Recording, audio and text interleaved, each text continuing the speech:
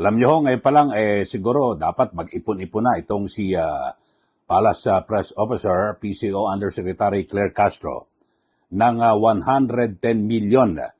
Ito ay siyang danyos na hinihingi ni Batangas Congressman Leandro Legarda Libiste. Ito ay kanyang yung pagsasampa niya ng kasong civil. Civil ho ito, civil case. Libel case laban po dito kay Yusek Castro. Kasi ba naman talagang naghahasik po ng fake news. Kasi sa naman nakarang kala ko ba 'di ba, nilalabanan po ng Malacanang itong fake news pero lumilitaw na reyna pala ng fake news. Ito pong si Yusek Claire Castro. Kaya sa aking pananaw ho mga kababayan at tinignan ko pati yung kanyang vlog. Mga kababayan, talagang lumilitaw ho na meron pong mali siya na kung saan parang talagang gustong durugin at siraan ito pong si Congressman Libiste. Mga kababayan, at pero ito ho, sabi nga ho ni Congressman Libiste, talagang nagugulat ho siya at sana ito hong kanyang pagdidemanda, pagsasampa ng kaso ay matitigil na yung pagkapakalat ng fake news ni Yusek Castro.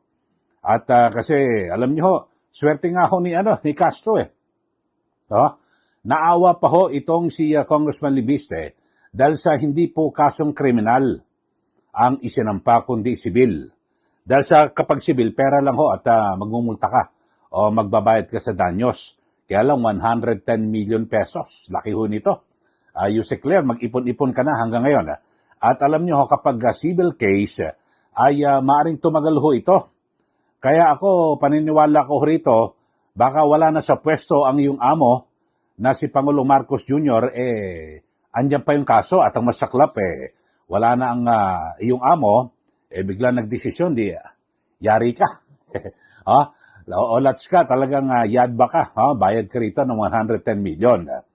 At dito ho, mga kababayan, ay sabi nga po ni Congressman Libiste, ito'y para, at tigilan na yung fake news laban po sa kanya. Alam nyo, ikunento ho ni Congressman Libiste na talagang pinroject po siya nitong si Yusek Castro dahil sa noong December, nung magsimulang magsalita, ito pong si Congressman Libiste at talagang uminit po yung kanyang mga pagbubunyag sa Cabral Files.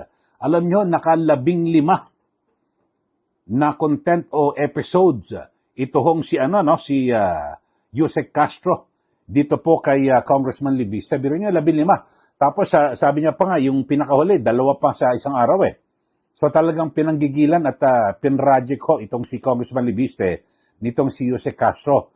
At hindi natin malaman kung ano ba talaga yung kanyang motibo. Pero sa aking pananaw, ang motibo ho rito talagang sirain, wakwakin.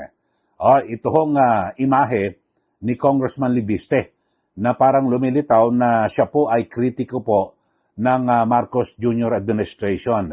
Pero sabi po ni Congressman Libiste, hindi raw siya kalaban ng administrasyon, kundi siya po ay lumalaban dito po sa mga nangyayaring katiwalian, lalo na po sa DPWH.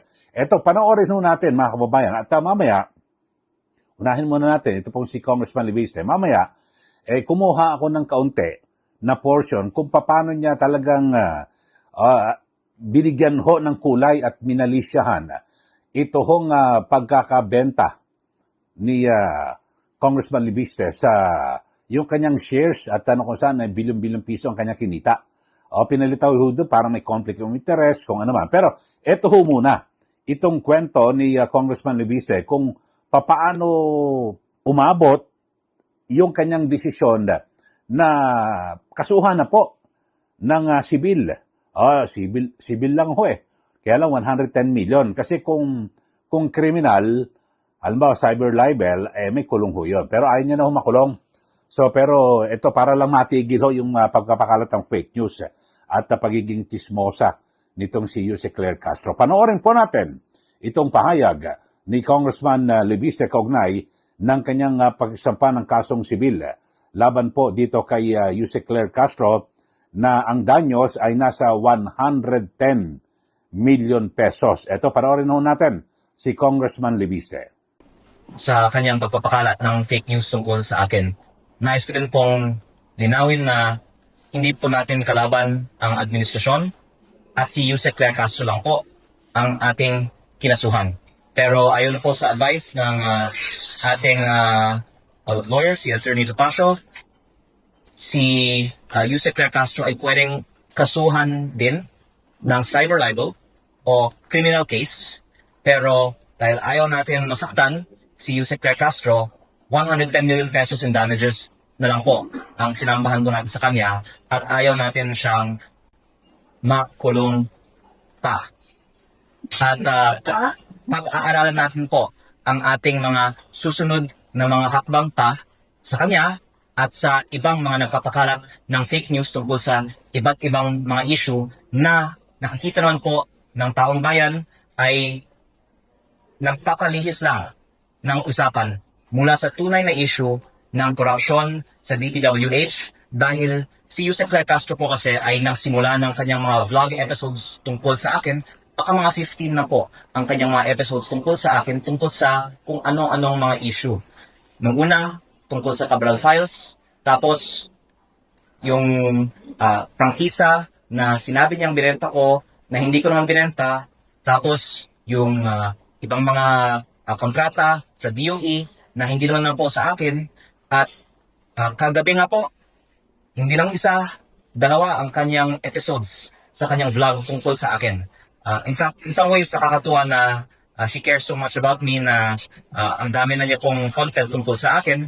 Pero sana naman po, purihin niya ako, huwag niya akong i-criticize dahil lahat ng tayo ay para sa good governance at laban sa korupsyon. Sana, katulad ng mga iba na kakampitin natin laban sa korupsyon, magtulungan na lang po tayo para ma-achieve ang mga layunin ng administrasyon na wakasan ng korupsyon sa DPWH. O yan po, ang pahayag ni Congressman Libiste at press con niya ho yan matapos yung kanyang paghahain ng kaso sa Balayan Regional Trial Court dyan po sa Batangas. At sabi ho niya, ang paghahain niya raw po ng kaso ay isang paraan upang magkaroon ng legal na paglilinaw at maiwasan yung paulit-ulit ho na pagkapakalat ng mga mapanirang pahayag o fake news sa mga pribadong individual at opisyal. O yun po ang pahayag ni Congressman Libiste. At bagamat ang matindi ho rito, mga kamayan talagang ultimo itong si Ombudsman Remulla, talagang sablay ho silang dalawa. Mga kababayan, dahil sa ang sabi ho, may katwiran pa nga si Yusek Castro, kanyang pinagbatayan, ay itong si Ombudsman Remulla. Pero kung talagang ikaw ay tunay na mamamahayag, sa bagay, vlogger ka. At, di ba, siyempre dapat i-check mo at maging responsable ka. Di ba? Na, kasi ito, malinaw ho, may conflict of interest kasi rito Kasi undersecretary ka na, tapos nagbablog ka pa. Tapos ang binibira mo sa iyong vlog, yung mga kumakalaban sa iyong amo.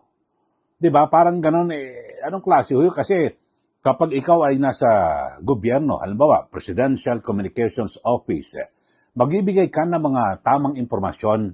Di ba? Lalo na ho yung mga nangyayari, yung mga mabubuting nangyayari sa gobyerno. Kaso wala ho Basta't lumalaban po o kritiko ng administrasyon, binibira mo sa iyong vlog. Yun ho, mga kababayan. So, well, abogado naman ho itong si Yusek Castro, tingnan ho natin, at least pwede niya ipagtanggol yung kanyang sarili at wala na siyang babayarang abogado. Kaya lang, yung sa aking pananaw ho, mga kababayan, parang talagang malinaw na meron po siyang meron po siyang mali siya at na gustong sabihin dito sa pagkatao ni Congressman Libiste. Kasi ang sabi niya ho, parang ipinagtataka niya, papaano at parang pinagkakitaan yung pagkakakuha ng franchise. Malinaw na nga ho na yung ibinenta ni Congressman Libiste na kumpanya ay wala ho yung prangkisa.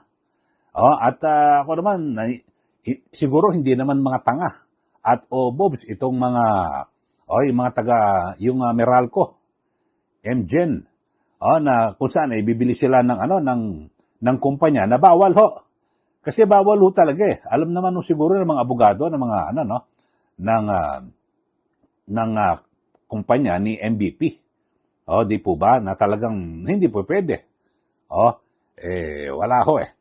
Kaso talagang ang masakla po rito, mga kababayan, matapos po yung yung pagkaka-demanda, pinanindigan pa ho ni Jose Claire Castro yung kanyang kasinungalingan. At yung nagpapalusot pa ho, mga kababayan. So, kapag ganito, dapat talagang tuluyan mo ito, Congressman Libiste. At 110 million na civil damages. Maliwanag ho, malaki ho ito. Ito, pakinggan ho natin Kumuha ako sa kanya, sa kanyang vlog. Na kung saan, meron po siyang paliwanag. Ang sabi niya, yun daw ho ay halaw raw po ito sa naging pahayag ni Ombudsman Remulla. Ito, panoorin ho natin. Ito hong pahayag ni Jose Claire Castro sa kanyang vlog. Ito ho. Issue na lang. Isang issue dito kay Congressman Libiste because of the Solar Philippines. Lumalabas siya parang 3 pa nga to, pero lumalabas doon sa isang issue, parang 2, SPNEC and Solar Philippines. Pero may Solar Bayan Parang ang parent company yata, hindi tayo nagkakamali, Solar Philippines, tapos parang, although different ito, pero parang separate companies, SPNEC at saka yung Solar Philippines. So yung SPNEC nabenta ang 80 plus or ilang porsyento ang naibenta. 80, 50 or something. Basta majority na po ang MGen or Meralco Gen. Pero may natitira pa kasi sa nakikita natin dito, lumalabas 18%, tapos minsan naman daw 16%, but still may pag-aari pa rin, 'di ba? May pag-aari pa rin doon si Congressman Libiste, doon sa SPNEC. May naiwan pa sa kanya eh. So, una, tanong natin, di ko kasi nakita yung SALN nito, mga kaibigan. Sa SALN ba, kung siya pa yung may-ari nito, na-declare ba yun? Na-declare ba yun? Bakit? Ba't kailangan i-declare? Siyempre, asset yun eh. Di ba?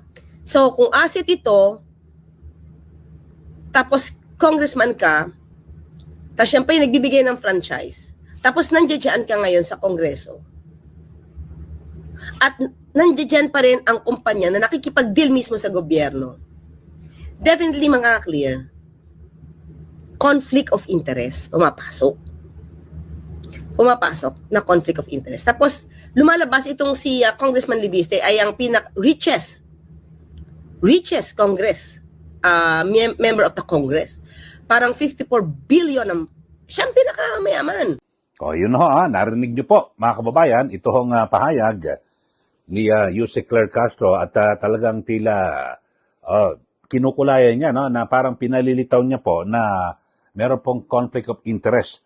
At yung may binabanggit ho siya na ito bang pagbenta ng kanyang shares sa kanyang kumpanya ay nailagay ba sa kanyang SALN, yung Statement of Assets and Liabilities and Network. Kasi lahat po ng mga opisyal o empleyado ng gobyerno ay obligado ho. Pero alam niyo ho, kung nag-search lang ho, nag-research, ito hong si Yusek Claire Castro, mga kababayan, siguro kahit na i-google niya o i-chat GPT niya, lilitaw ho, mga kababayan, na binanggit ho na kasama ho ang mayroon 34 billion pesos ay nasa Statement of Assets and Liabilities and Network ni Libiste o yung kanyang SALN at base raw po ito sa halaga po ng kanyang yung cost of acquisition and not market value, 34 billion.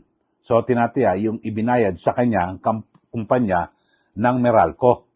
Yun ho, maliwanag ho ito nasa SALN pala. Kasi napakinggan nyo naman binabanggit niya ni Jose Claire Castro na parang baka, hindi ko alam. At pero pag sa bandang huli, tapos biglang parang meron po siyang conclusion na baka hindi niya ito naisama sa SALN. Ang dali-dali mag-research Dapat tiyakin mo na isama ba o hindi. Kung hindi naisama, huwag ka magsabi na, baka hindi naisama. So parang binibigyan mo na kagad ng mali siya, di po ba? naku, pag hindi na isama yan, conflict of interest yan. Tiyakin mo muna na isama o hindi. Maliwanag ko na isama so kulang po ng kanyang pag-research. Kayo ho, mga kababayan, ano po masasabi nyo rito?